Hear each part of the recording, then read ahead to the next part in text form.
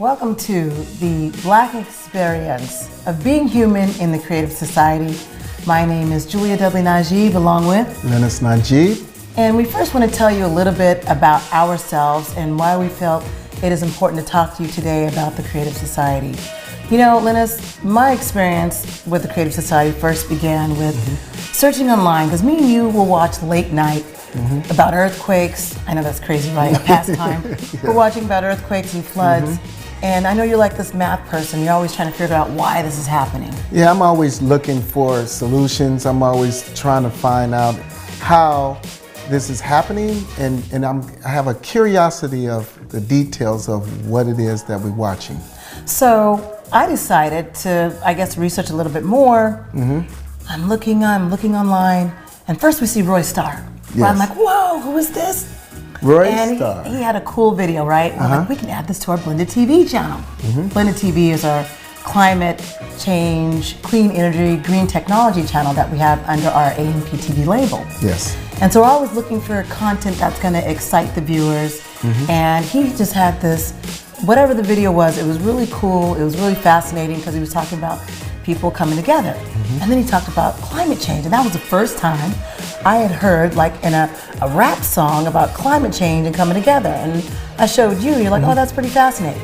Yes, when I watched it, I was just like, what is this? Oh, okay, Roy Starr? Okay. Never heard of him until then, right? And then, you know, just wanted to find out more information about it. So, you know, Julia turned me on to it, and I was willing to, you know, view it and watch it, and I was amazed to see the quality, not only the quality of the video, but the content of the video. What he was talking about. What he was talking about. It was a serious topic. It wasn't just about how his day went. He was talking about the climate and what was going to be happening to the earth. So that's what intrigued me. Yes. But then we go, we keep going. We got to go forward, right? Because then, we're going to get to this in a moment. Then we got to see more video. I was intrigued. I'm like, there's a scientist that popped up. I always call him Scientist John. And I was listening to his story, and he was talking about what he went through. And he was just so intriguing to me, where he was explaining, as a scientist, he was shunned. And then I showed you. Yes. I'm like, this is an 11-hour video, but we have to watch it. You know, when I watch videos like this, anytime I see scientists, and it's hard to I get you to watch 11-hour video, let's be honest. Yes, I had to break it up in pieces, but I was more intrigued with John. You know, being the seriousness of it, the scientists behind it, and I was more wanting to, one, get to know more about it, and two, hopefully I was hoping to meet him, you know, eventually. I didn't know I would be taking pictures with him very soon, but I was intrigued with the information and knowledge, and wanted to know, for me, is this real? Is this a hoax? You think, is this for real? Is this a hoax? Yeah. But it's no hoax, no jokes. That's what Roy Starr. That's what he said. No hoax, no joke. Yes. And so, as we began to learn more about the Creative Society, and they talked about you could have $10,000 a month in the Creative Society and not have to have any utility bills. Those are intriguing, but we're like, okay, I need a little bit more information. I was more intrigued that you don't have to pay rent, you know, and that hits real home to me. Don't have to pay rent. I'm gonna have $10,000, no utilities, no rent. And what about being human? That's kind of we like that part too. Yes, and what about the medical? Based on skin color, your skin tone, who you are. I thought that was very important for me. Me as well. I am so sick of discrimination. I am sick of racism. I am sick of... Aren't you tired of it? I am overly exhausted, overly exhausted. And we know some of you are too. And so that's what I've always liked, that concept. And I know me and you were like, that's too unbelievable. How's that gonna happen? Because we look at our age now, we're like, it hasn't happened yet. However, we have experienced it in the Creative Society. I can say that. Can you feel that experience? Yes, I experienced.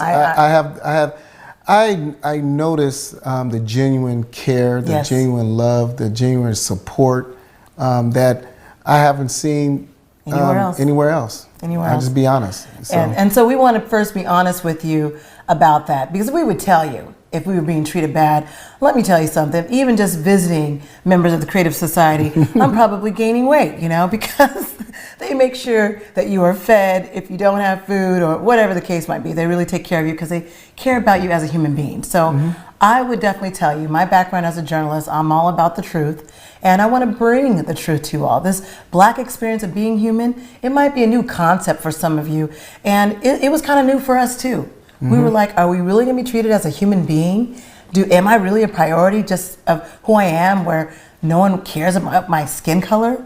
Believe it or not, I'm here to tell you, that has been our experience in the Creative Society. So I wanted to start with that to let people know. And your background, tell them about your background, mathematics. Yes, I have a degree in mathematics with a minor in statistics and probability. I also have a teaching credential in mathematics. I taught math for about 15 years throughout California and through some of the universities in the summertime as well. And using my math skills, a lot of people look at math as just numbers. Oh, he knows numbers or symbols and everything. I actually apply it to life. I actually apply it to people. I actually apply it to reality. Everything that I do, I use math in it because math is a universal language. And what I saw working and talking to some of the scientists in person, I had to meet them in person and privately, one-on-one. And I was able to really see the emotion, really see the data, really see what they're talking about, not only on a personal level, but on a mathematical science level. And I was very intrigued and seeing that it's real, it's really real. And I want our audience and also our community to take this serious and be real with it and see how you all can contribute to the Creative Society and to this fold right here. So these coordination centers, and we're starting it off, we want to make sure you know that you too can have a coordination center, right? But we're starting this off to show you this is as simple as it gets, just having the dialogue. You can have the dialogue with 2 of you, 3 of you, 4 of you, and then that'll grow to 5, and that'll grow to 10 and 25 and so on. And with that experience of just talking and breaking down maybe concepts that might seem dense and difficult, like what we're going to do today. We're going to tackle a difficult topic, but before I do that, I'll tell you a little bit about my background as an investigative journalist, news producer, several degrees, journalism, marketing, French. I also have a teaching credential, English, also film production, and a few masters. You got a few masters. Okay, so now you know we're educated, right? And so we're not. You forgot to mention your award-winning journalist. Oh yeah, I have a few awards. I got a few of those as well. And I just want to tell you that we're not trying to brag. That's not it at all. That's not what we're it is. telling you that we're educated people who have done the research and are telling you that this is beyond real. Eventually we'll be talking about technology. Eventually we'll be talking about other difficult concepts. But today, we want to talk about the auroras. And let me tell you why. And so there's a news article that flashed about these auroras, and it hit Northern California. So I was on the phone with a friend and also talked to a cousin, and people were fascinated. Oh, we got to go see these auroras. We got to go visit the auroras.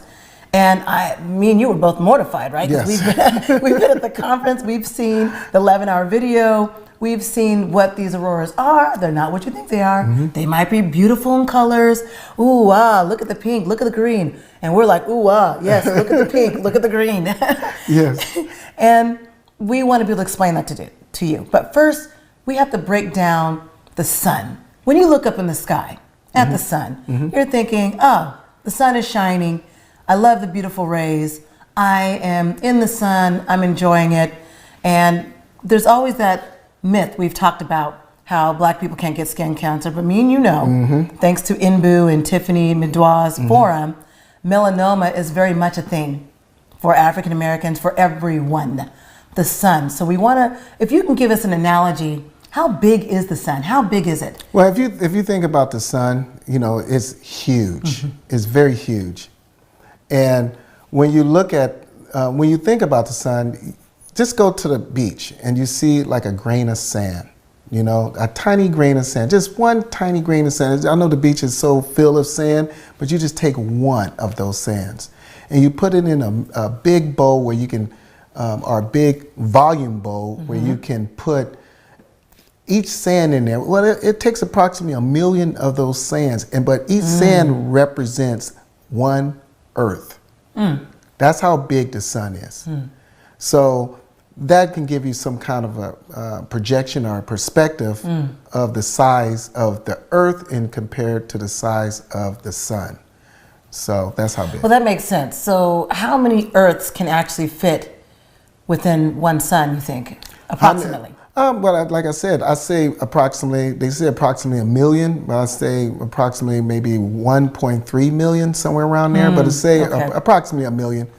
1 million Earths can fit into so that's one a sun. lot. That's a whole bunch. That's a lot. Okay. But when you look at the sun, you can't see that. You're looking at like a little The rays, the rays are sunshine. the yellow sun that you can barely put into your hand. Summertime, So, you know, singing the rap song, Summertime. So I get it. And we want to put that in perspective to help people understand what we're about to break down with these auroras and why they're actually pretty dangerous.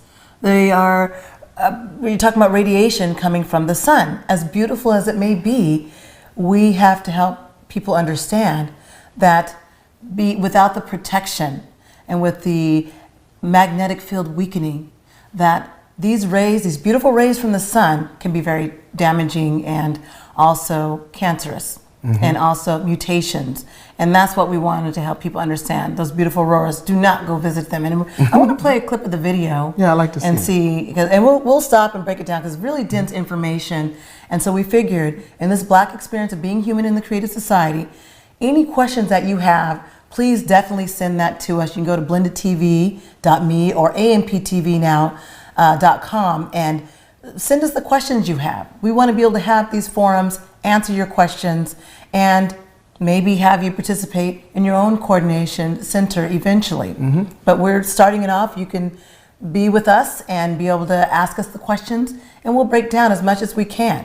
And we'll even bring people on the show to be able to help us understand even more. But since we just had a 12-hour forum, I wanted to play this first excerpt. And by the way, these are from experts, scientists. They have the PhDs, they've got the backgrounds, we're not just showing you anyone, we're showing you credible scientists from around the world, around the globe, and they didn't just wake up and do this yesterday. That's important for people to understand. This is real research over time. And so why don't we play that first clip? Changes in the magnetic field of the Earth and other planets and the atypical anomalies. So I'm going to play the first clip and we're going to discuss it.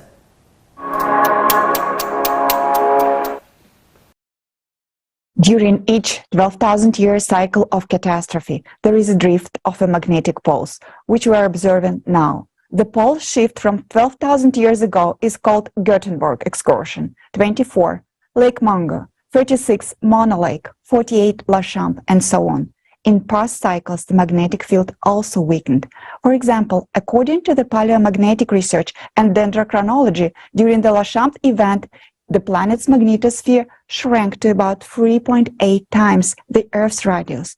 One hypothesis claims that the extinction of Neanderthals occurred due to the increased ultraranges of the magnetic field in the current 12,000-year cycle. What anomalies on the planet they cause, and what threats these possess to us. Again, that in 1995, as a result of the changes in the Earth magnetic field and in the Earth core, the North Magnetic Pole, previously moving at a speed of about 10 miles a year, drastically accelerated by 3.5 times.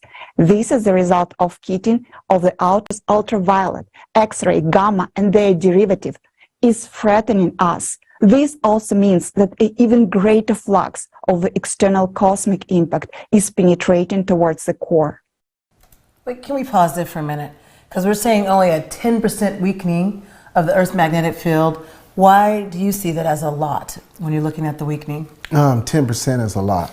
Mathematically, it's a lot because it can weaken more and more and more as time goes on, and we don't know the rate yet. Or we do know the rate, but at 10% is quite a significant amount. And then also what she said, this is a scientist, Anastasia, a very well-known scientist, when we're looking at that magnetic field weakening and radiation and X-rays coming through, that is where we're looking at health conditions changing. That is where we're looking at mood and behavior changing.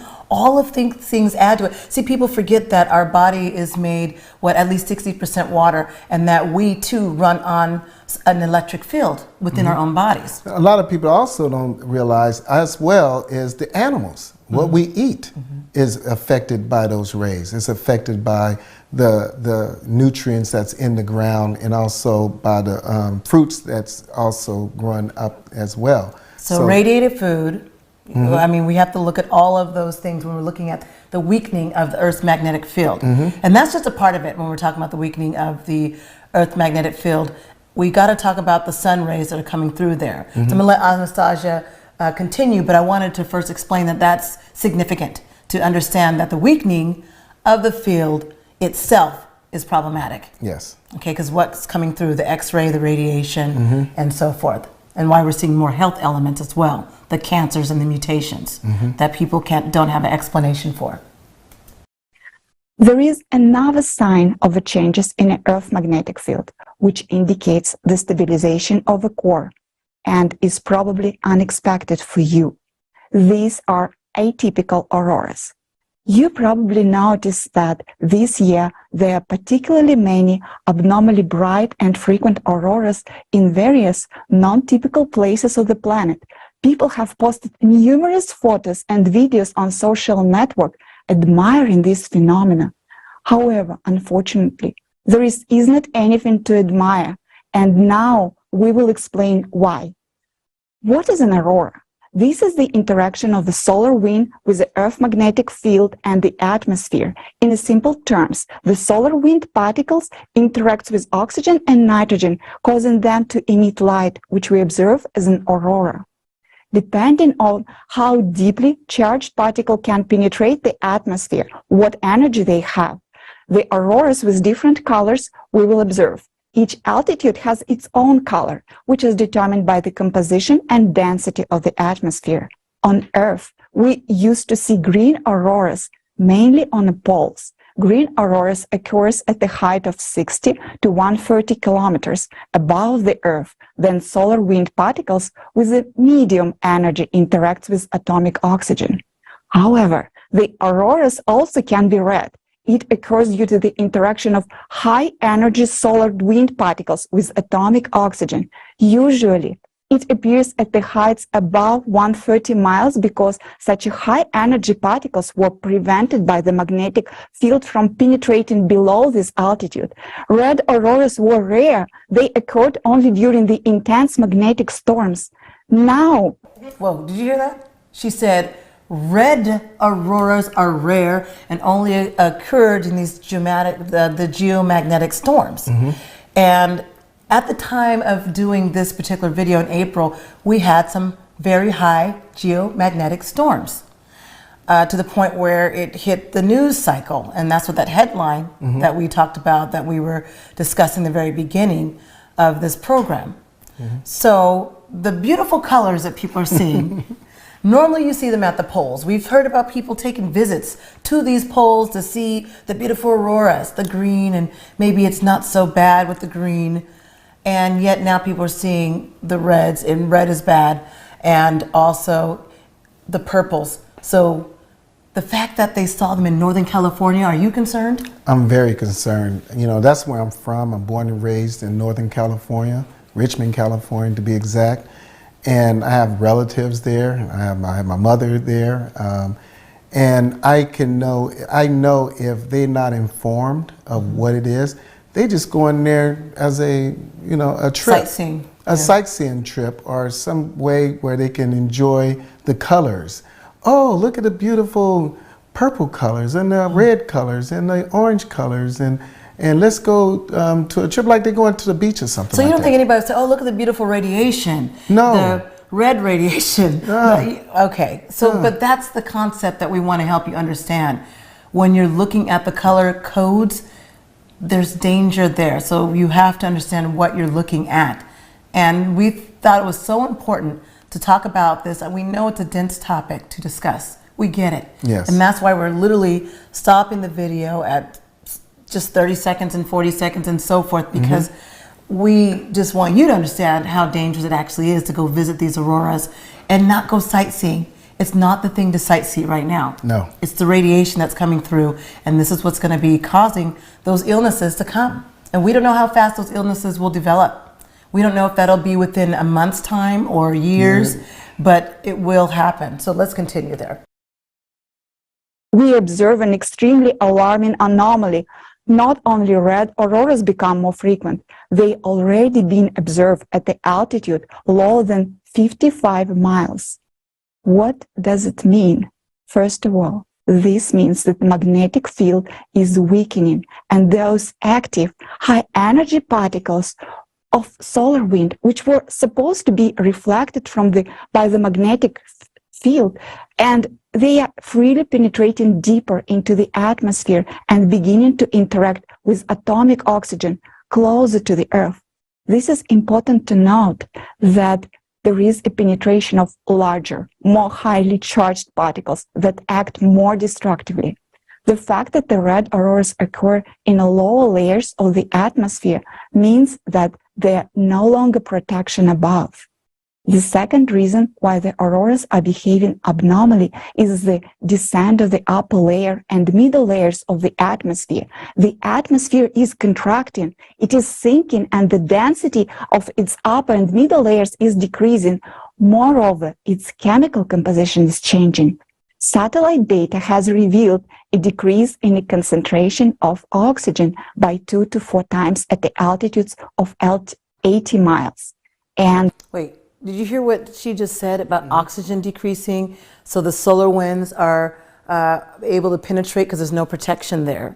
There's no protection through the ozone layer. There's nothing there. So when you're saying oxygen decreasing, when you're thinking about the oxygen decreasing, you're looking at the situation where you can't breathe. You know, you're not able to breathe as freely or as sparingly as you would like.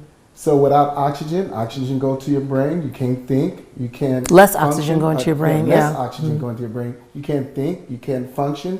You can't process. So that's a big concern right there. Right. And so these are long-term trends that she is talking about. And I think that is what we want to see. She says that we want to help people understand and see, because she's talking about these are sharp declines in oxygen concentration. Our body has to be able to operate off of oxygen.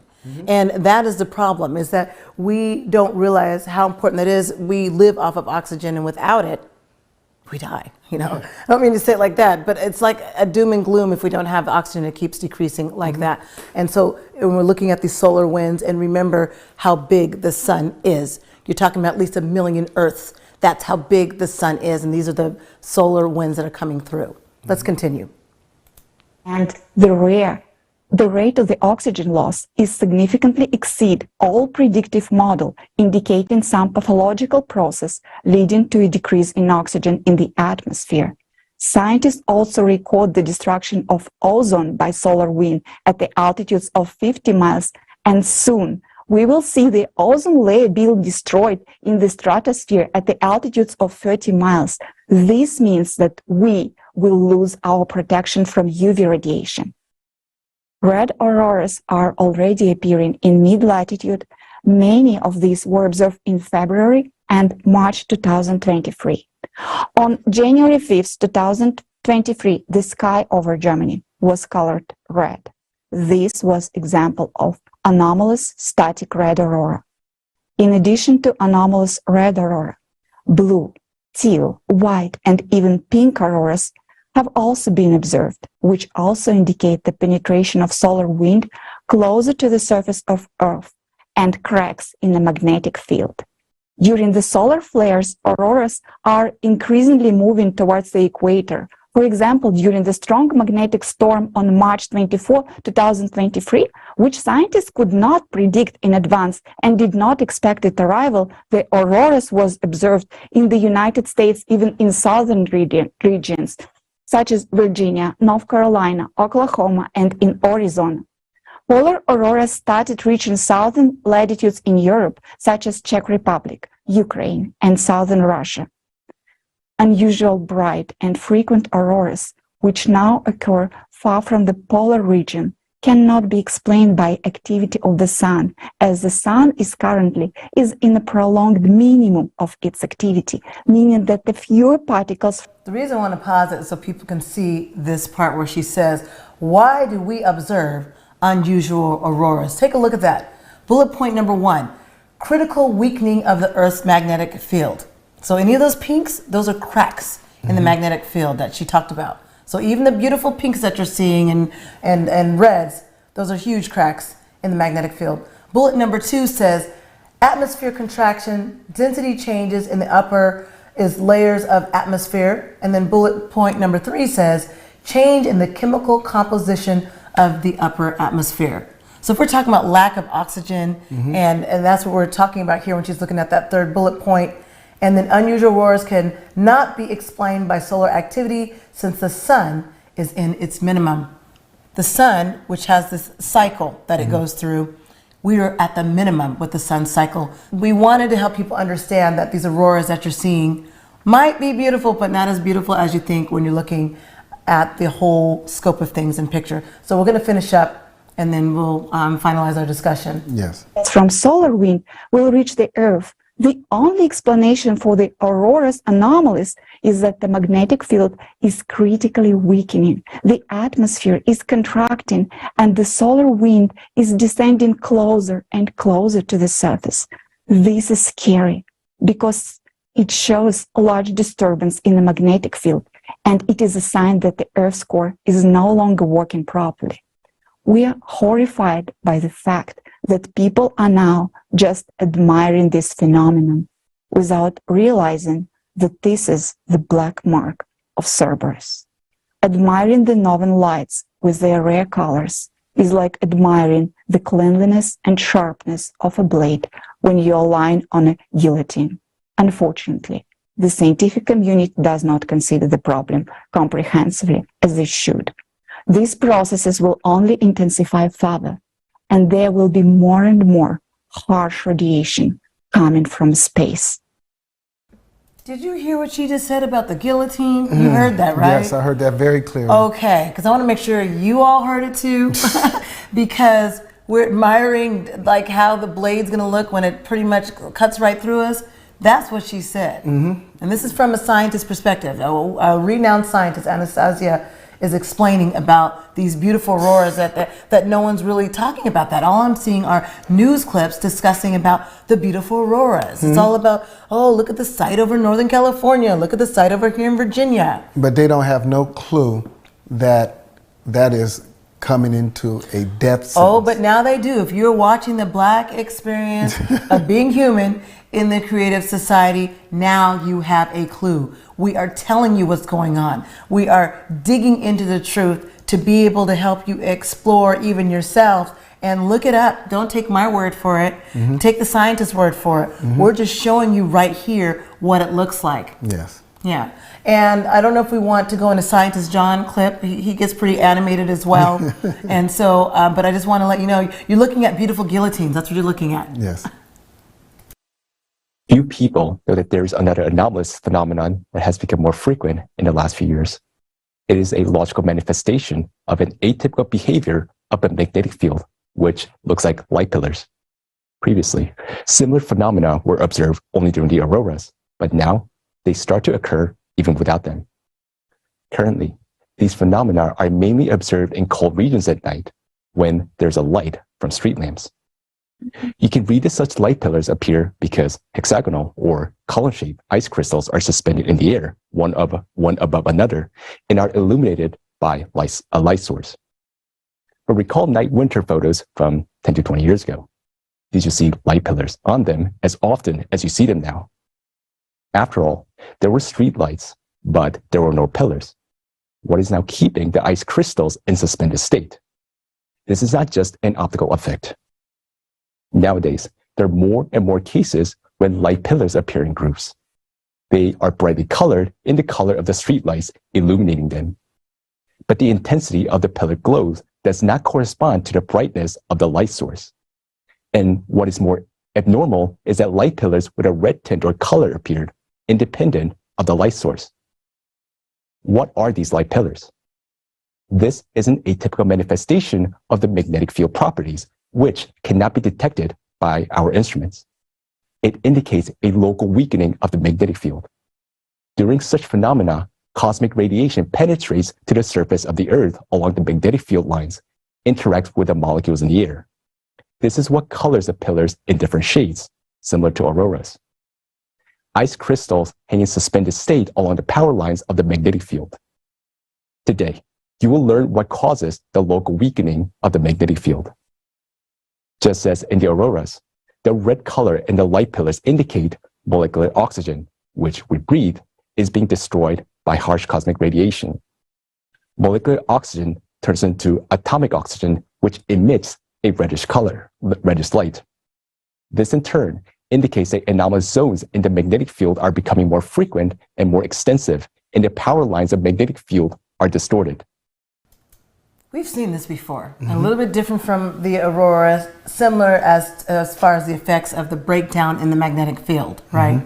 And we're thinking that the beautiful reflection of lights, we've seen this even online, we've seen it on YouTube, and that's what Scientist John, this one that led us here, the Creative Society, thank you, Scientist John. Thank you. Light pillars, the red, orange colors, that's actually a bad thing. We want you to realize. So if you're seeing that in the sun, if you're seeing that in the sky, please let us know. Send us a message. Again, you can go to blendedtv.me or amptvnow.com and reach out to us and send us the photos.